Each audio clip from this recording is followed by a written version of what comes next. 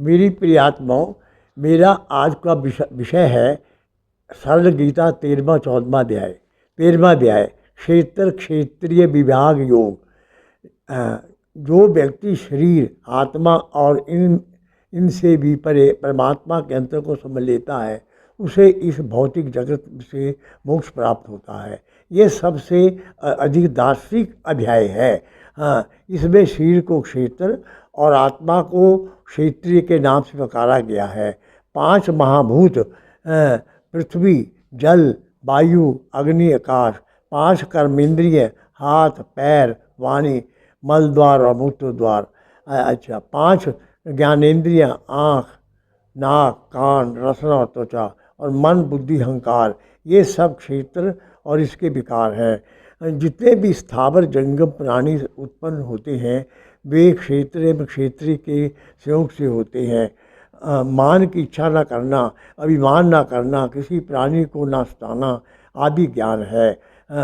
और इनके विपरीत जो काम है वे अज्ञान है। ईश्वर सर्वव्यापक है, वह सब इंद्रियों के वार से दिखता है, परंतु उसकी कोई इंद्रिय नहीं। वह निर्गुण होते हुए भी गुणों को भोगता हुआ प्रतीत होता है। वह सब में एक है। प्रकृति एवं पुरुष दोनों अनादि हैं। विकार और गुण प्रकृति से ही उत्पन्न होते हैं। प्रकृति कारण और मानव सुख दुख भोगने वाला है। जैसे आकाश सर्वव्यापक होते हुए भी सूक्ष्मता के कारण कहीं लिप्त नहीं होता, वैसे ही सारे शरीर में रहकर भी आत्मा दोषों में लिप्त नहीं होता। जैसे सूर्य सारे संसार को प्रकाशित करता है, वैसे ही आत्मा सारे शरीर को प्रकाशित करता है। स्वतंत्र निर्माण, मुक्ति, जीवन मुक्ति और मोक्ष ही हमारा अंतिम लक्ष्य है। चिरस्थायी परमानंद केवल इसी राह पर चलकर प्राप्त किया जा सकता है। साथ ही परमात्मा का गहन ध्यान इस राह पर प्रकाश बिखेरता है। संसार प्रभु की अद्भुत लीला है, परंतु जिस क्षण आप परम सत्य के ज्ञान में संसार प्रभु की अद्भुत लीला है, परंतु जिस क्षण आप परम सत्य के ज्ञान में स्थापित हो जाते हैं, सुख एवं दुख का संसार विलीन हो जाता है। यही स्वतंत्रता है। सूर्य झील में नृत्य करता है, प्रकृति आत्मा में नृत्य करती है, परंतु दोनों स्थितियों में वैसी ही है जैसे रस्सी पर सर्प का रोपित रूप हो। रस्सी सत्य है, सर्प माया है, उससे उत्पन्न होता है, उसी में समा जाता है। इदं शरीरं कौन्तेय क्षेत्रम् इति अभिधीयते, एतं य वेत्ति तत् प्राहुः क्षेत्रीय इति। तद्वै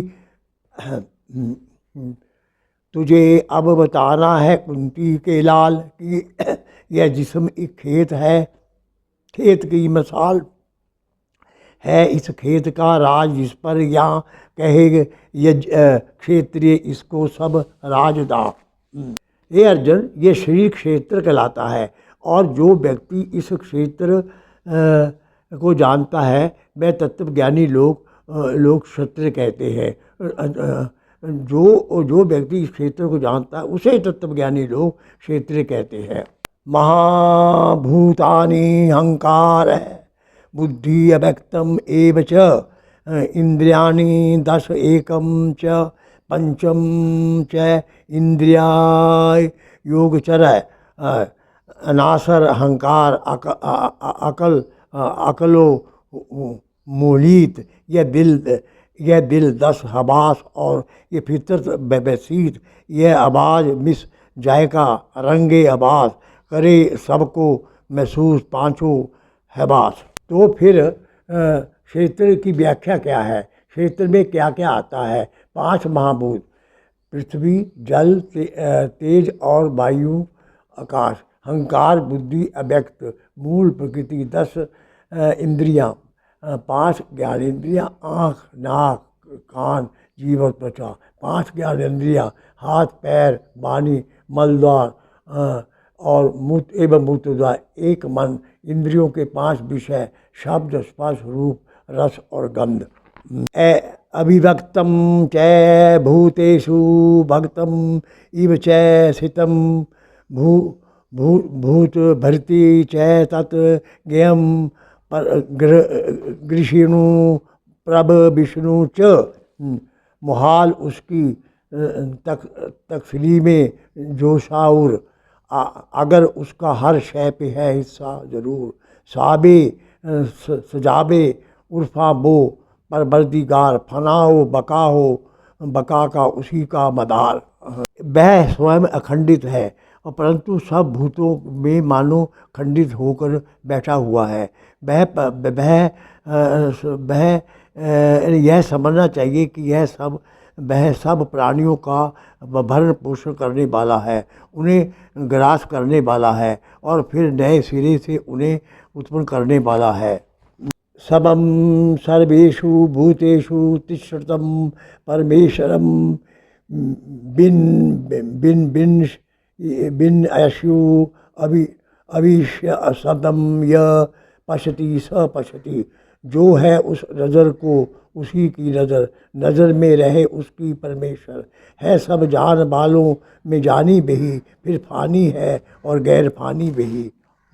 अच्छा, इन अनाशवान वस्तुओं में जो अविनाशी तत्व परमेश्वर को देखता है, जो संपूर्ण जड़ चेतन में समभाव को विराजता है, वही अर्थार्थ में देखता है।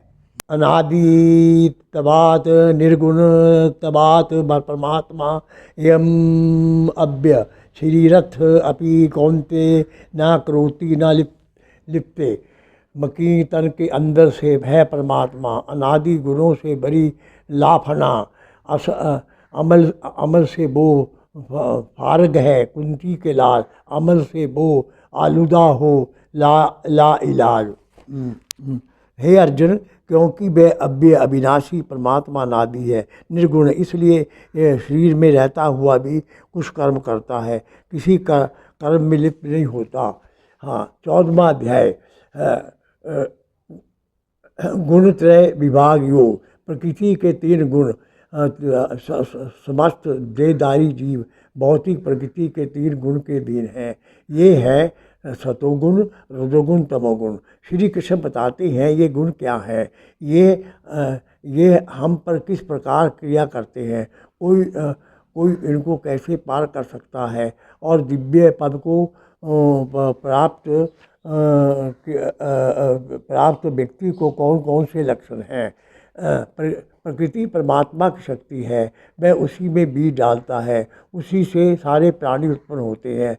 शरीर मात्र उसी का कार्य है। प्रकृति संसार की माता है और परमात्मा संसार का पिता है। विज्ञान में जिसे प्रोटीन, इलेक्ट्रॉन और न्यूट्रॉन कहते हैं, वही वैदिक भाषा में सत्व रज तम गुण कहलाते हैं। ये 3 गुण प्रकृति के हैं।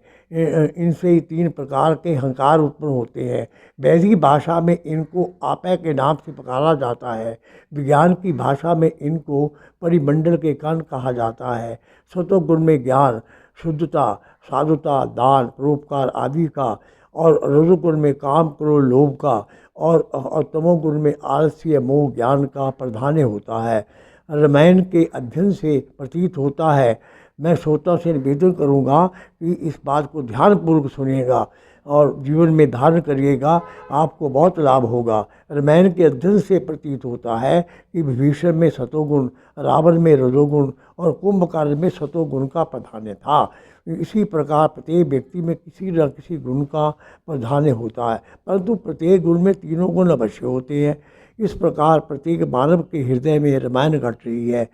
आधुनिक मानव में अधिकतर रजोगुण और तमोगुण का प्राधान्य है और सतोगुण की न्यूनता है। ये 3 गुण प्रकृति से उत्पन्न होते हैं, परंतु अविनाशी जीवात्मा को शरीर में बांध लेते हैं। इस प्रकार जीवात्मा जब प्रकृति जन्य गुणों से संयोग कर लेता है तो अपने आनंद परमानंद स्वरूप को भूल जाता है और शरीर, मन, बुद्धि, अहंकार के मध्य से संसार में लिप्त हो जाता है। अतः ये गुण तो बंधन ही हैं। इस कारण मनुष्य को इन गुणों से ऊपर उठकर मोक्ष का प्रयास करना चाहिए। सर्वयोनिषु कौन्ते भू भू सर्वयोनिषु कौन्ते मूर्ते संभवति तामाम ब्रह्महत योनि अहम बीज प्रद पिता। किसी पेट में कोई पाए जन्म हो अर्जुन, कोई शकल को कोई शिकन है महाब्रह्म, मैं बाप हूँ, बीज इसमें मैं डालता आप हूँ। हे अर्जुन, नाना प्रकार की सब योनियों में जो रूप उत्पन्न होते हैं, उन सब की योनि प्रकृति है और उनके बीज देने वाला पिता मैं हूँ। सत्यबम सुखे सजयंती रजन कर्माणि भारत, ज्ञानम आवृत तू तमः प्रसाद संजति उत।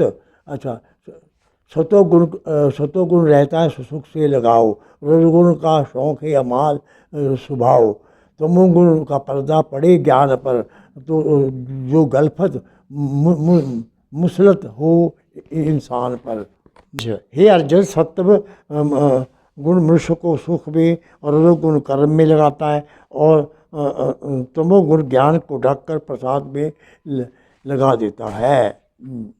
सत्यवाद संजाते ज्ञानम रजसे लोभ एव च, प्रसाद मोहि तत्संभवत ज्ञानम एव च। सतोगुण है उर्फा का पैदा है नूर, रजोगुण ही सो हवा का हजहूर, तमोगुण में धोखा ही गलफत ही हो, तबीयत से गालिब जहालत ही हो। सतोगुण से ज्ञान उत्पन्न होता है, रजोगुण से लोभ उत्पन्न होता है, तमोगुण से प्रसाद और मोह अज्ञान उत्पन्न होता है। गुणान एतान अतीत्य त्रीन देही देह समुद बैबान, जन्म मृत्यु जरा दुखे विमुक्त अमृतम अश्नुते। बदन का है तीनों गुणों पर मदार, मकी में बदन कर करे इनको पार, वो सकता है अमृत वो पाता है सुख, ना जीना ना मरना ना पीड़ी ना दुख। जब देहधारी आत्मा देह से उत्पन्न होने वाले तीनों गुणों से को लांघ कर हो जाता है, तो वह जन्म मरण विदा वर्षा दुख से मुक्त हो जाता है और अमर जीवन को प्राप्त होता है। माना पैमान्यो तुलय तुल्य मित्रा रिप क्षयो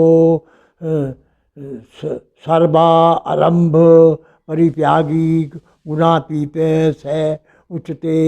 अच्छा, ना जिल्लत की परवाह ना इज्जत की भूख, करे दूर दुश्मन से अक्सा सलूक, गर्द त्याग भी मुझ पे सबको कारोबार, समलो होता है गुणों से पार।